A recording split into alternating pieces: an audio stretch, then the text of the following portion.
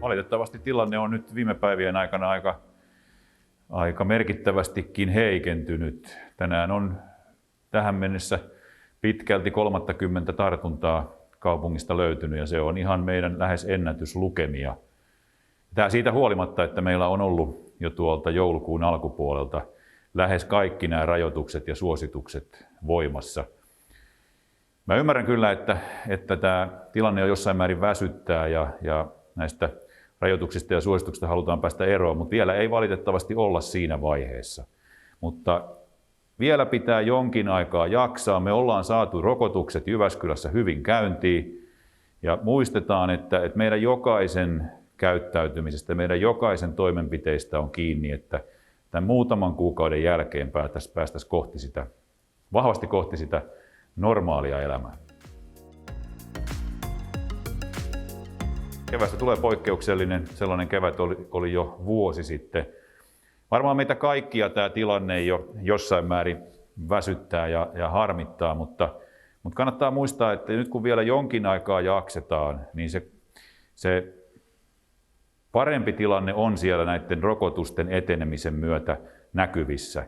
Vaikka nyt eletäänkin varmaan, tai ei eletä enää edes pimeintä talvenvaihetta, niin ei kyllä eletä enää edes tätä oikeastaan pimeintä koronavaihettakin, vaikka voi olla vielä vaikeita.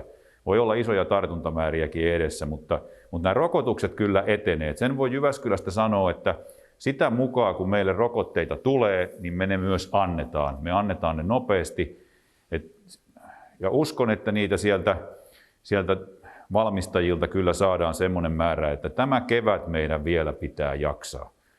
Erilaisin rajoituksiin ja suosituksiin, mutta tämä kun jaksetaan, niin sitten meillä on uskon niin, että myös tämmöinen koronavapaa aika edessä. Eli vielä jonkin aikaa meidän kaikkien pitää näitä suosituksia ja rajoituksia noudattaa, mutta valoa on siellä tunnelin päässä, eikä se ole se vastaan tuleva juna, niin kuin joskus aina sanottiin. No joo, varmaan kaikkia jo kyllästyttää näiden rajoitusten ylläpito ja kaikenlaisen normaalin elämän estäminen, mutta tässä on niin valoa tunnelin päässä, kun päästään rokottamaan kansalaisia ja päästään näiden rokotusten kanssa eteenpäin. Kyllä se pikkuhiljaa sieltä se normaali arkikin vielä meitä kaikkia koittaa ja voidaan tämä korona joskin vaiheessa niin taputella loppuun käsitellyksi. No, meillä on semmoinen ihan mahdottoman hyvältä kuulostava tavoite, että 80% yli 16-vuotiaista on rokotettu heinäkuun loppuun mennessä. Ja siihen me nyt uskotaan ja luotetaan lujasti.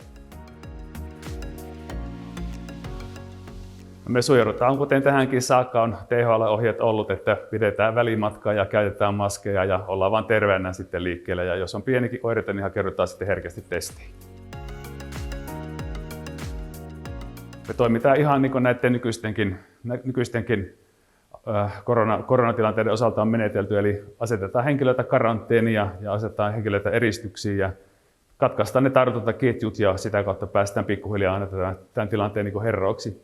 Eli muuntovirus on toki helposti leviävä ja tarttuva, mutta ei se nyt kuitenkaan hyppää niin kuin henkilöstä toiseen ja kaikkia näitä turvamääräyksiä noudattamalla niin me kaikki niin kuin saadaan tämä homma klaarattua. Ja yksilö nyt tosiaan kantaa tässä suuren vastuun tässä asiassa, eli ihan nyt kaikki noudattaa niitä annettuja ohjeita, niin hyvä tästä tulee.